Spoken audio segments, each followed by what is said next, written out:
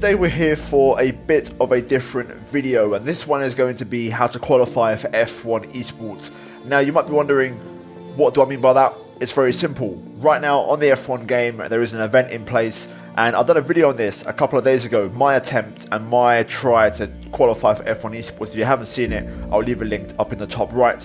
But today I have footage of the best attempt in the world, courtesy of McLaren Shadow development driver Tomek Poradzisz, of course. So he lent me this footage, so a big shout out goes to him. I'll leave a link to his channel down below, and there's also a full video of his best attempt on his channel as well. This video is going to be focused on me breaking it down and pointing at the key areas of the attempt. So if you guys like the sound of that, then leave a like on the video, subscribe for more, and check out Tomek's channel link down below. And yeah, let's jump into it and let's see what his best attempt looked like, and we're going to break it down step by step. Now, a small disclaimer, I have repositioned some elements on screen because I believe Tomek records and races in a widescreen monitor, so I've repositioned these elements for a 1920 by 1080 resolution, so the positions and the lap times are going to look a little bit strange, but bear with me, I've done the best I can. So let's jump into it. So we're going to start the attempt straight away, and I'm going to pause the frame now because you can see at the 150 meter board, right now Tomek is using ERS. So the idea here, as I mentioned in my attempt, is to maximize the first lap and a bit, let's say. So this remaining bit of lap number 65 and then also the next lap 66 is going to be your fastest lap attempt. So it's crucial that these next 12 corners or so are absolutely perfect. So you start off using energy to increase your straight line speed along this back straight before turn 9. Make sure you're using all of the curb, every single millimeter of the track up until the white line. As we head into the pit straight, you can see the delta in the top left. Right now, across the start finish, the lap that Tomek has set is decent enough. You need to make sure you're doing a 0.1 ideally on that opening lap, if not a very low 2. And you have to be within a second of Leclerc crossing the finish line because the detection line is a couple of meters up the road, and you want to get DRS onto the next straight, the very next one after turn 1. You can see Tomek is on the DRS here. So yeah, we're going to try and roll this frame forward a little bit. Turn 1, very tricky corner in this game, very RNG both on entry and exit. You need to get lucky to nail that every single lap. In this case, Tomek does get a bit of oversteer, but cleans it up quite well. Now the delta is about 6 to 5 tenths. You can see he's using quite a bit of ERS here as we run up to turn 3. Under brakes, keeping the car nice and stable, using all the curb. And then right now, this is the key phase of this lap. So this has to be your fastest lap of the race whilst overtaking Leclerc and Ricciardo. So if you nail it and you're good enough up until this point alone, when you nail the first part of the lap, then this is when it gets tricky. So you need to make sure your turn 3 hairpin is perfect. You get a very clean exit, and now you want to be right on the gearbox of Leclerc, and I mean right on the back of him, to pass him as soon as possible along the back straight. You want to get ahead, ideally before the brake zone into turn 4, that way clipping the inside curb and giving you the rotation, which will then put you right on the back of Daniel Ricciardo. You can see here on the exit of turn 4 with the ERS switched on to maximum. We're going to now try and pass Ricciardo. Again, the ideal thing here is to pass him on the inside at the last moment so he doesn't go defensive. Try to make no contact if possible.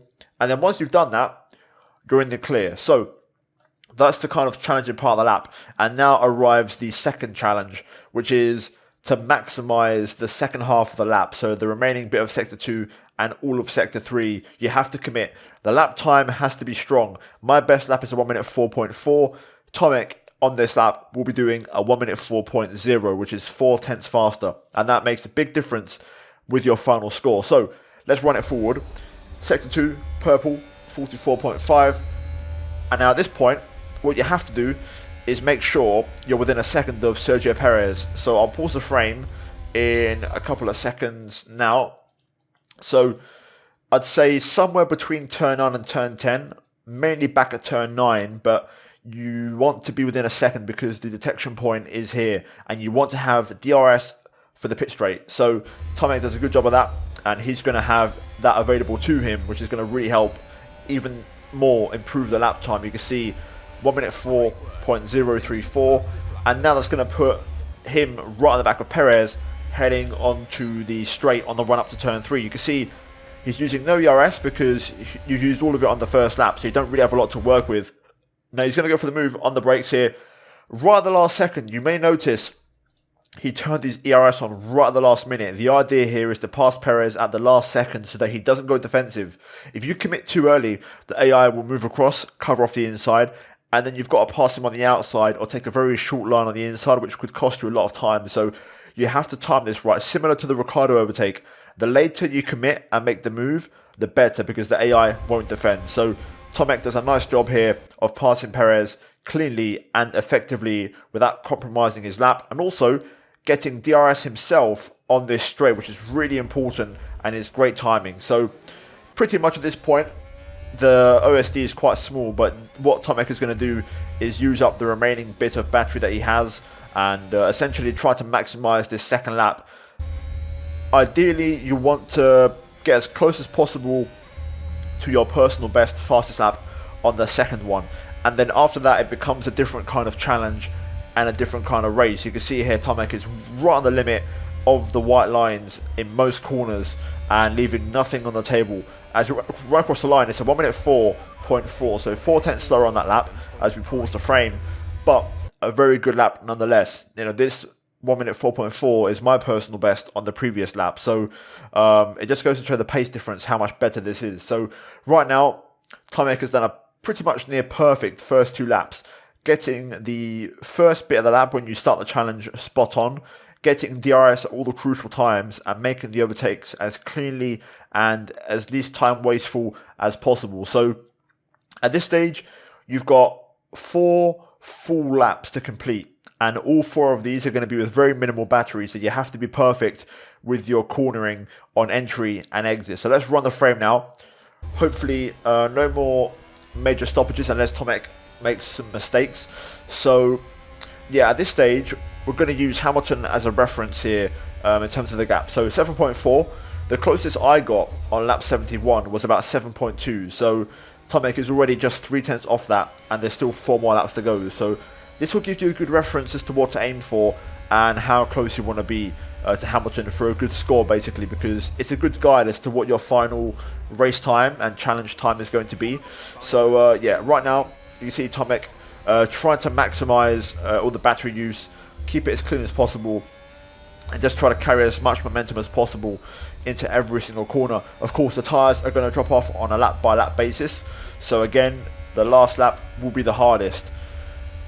What really challenges me personally in these events, and I think everybody else as well, is once you get the hard bit out of the way, which is overtaking and going for the fastest lap and having a good lap, it's about surviving, because you can lose focus quite easily. You can kind of get caught up in the moment, go through the rhythm, and actually lose focus and end up invalidating. And yeah, overall, that is the kind of challenging part of this event, because it sounds stupid, but around a track that has 10 corners, every single one has to be perfect, and if you lose focus, one mistake could prove the difference at the end. So I can't stress that enough, and that's why someone like Tomek is so good at this, and you know, the esports drivers are so good at what they do, because the level of focus for the amount of time they do it is really, really impressive. Anyway, in the meantime, Tomek has been doing very good. Every single corner has been near enough on the money, and the gap to Lewis now is within 6 seconds, and he's getting the gap down quite a lot. I don't think it's possible to pass Lewis, but I think you can get quite close to him at the end. So we'll see exactly how close Tomek gets at the end as we enter the final 2 laps now. Just going through turns 9 and 10. Absolutely perfect again, right on the white line. Just didn't quite get the apex at the final corner there, but still, those kind of half mistakes you can get away with, as Tomek does. Another low 5, and that's kind of the pace, I think. If you can keep it in the low 5s on the no battery mode, because of course you're out of ERS, then you're looking pretty decent in this challenge. But definitely Tomek doing a much better job of me compared to me and everybody else of keeping his batteries. So fair play as we make our way into the mid-sector again. The gap to Lewis coming down every single time, and now he's actually closer to Hamilton than Ricciardo and Perez are to him. So again, that's something that I wasn't able to achieve. So that's where there's a couple of seconds difference, which I think really make a difference for him and help out. So far, again, I'm starting to see the tyre wear kicking a little bit, but he's doing a good job of keeping it on all the right parts of the track. And you know, if you pause this video at any corner, he's near enough on the white line every single time. It's that perfect. Even through here, keeping the car tight on the exit to minimize meters and distance. Into the final 2 corners again, there on the entry, right on the white line once more. Then the final corner, he gets very lucky there. You can see exit of turn 9, entry of turn 10. I think he was just out of bounds, but the game didn't give him a warning. So a very, very fortunate one there for Tomek. Again, up to turn 1. Look how close that is. I mean, he's right on the limit of track limits. I can't even begin to explain how, you know, this is a bit of a luck thing in terms of whether the game was to penalise you or not. But this is as close as it gets to a track limits warning. Continuing the frame on now though. You can see this is the last lap of the race now. So 4.5 is the gap to Lewis. The AI usually crank up their engine mode in the last lap, so I'm not expecting the gap to come down too much more. You can see Lewis pulling away on the straights quite a lot. And at this point, this is when you know if you're on a good attempt or not. You either commit and give it everything in the final couple of corners, or you kind of, you know, just pull the pace in a little bit, you know, pull it back a little bit and drive at 98, 97% and make sure you get no warnings and keep it clean at this point, because you know you're on a good effort. But that bit of, you know, safe driving might cost you around here. So it's all these fine margins that are going to make the difference. You can see here now, making our way into the final sector. It does seem like Tomek is not giving up. He's pushing every step of the way here. This is a flat out attempt. Even up until the entry of turn 9, is right on the limit of track limits. He has a bit of a twitch through turn 9 and then again maximising it all the way up until the white line. But there we go, across the line. And overall, a very, very strong attempt from Tomek Poradzisz, and of course, #1 in the world. And here we have the rundown then. So he finishes P5 with a fastest lap of the 1 minute 5.034, exactly 23.4 seconds off the lead. So that's about 5 seconds up on, or down in this case, where I was in my attempt. So it just goes to show those small margins making a big, big difference. And then here are the sector times and the final best lap. So very consistent. After the first 3 laps, which is when you're flat out, 5.1, 5.2, 5.2 and a 5.3. Very good consistency on the pace there, exactly what you want.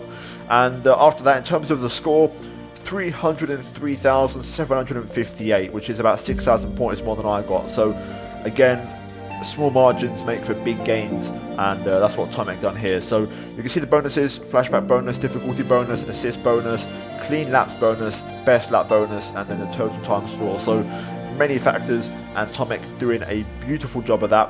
And confirmation on the leaderboards at the time of recording, of course, of Tomek being second in the world on the leaderboard and the best legit time on there. So fair play, well done to Tomek for that, and hopefully we'll see him on the grid next year for McLaren Shadow.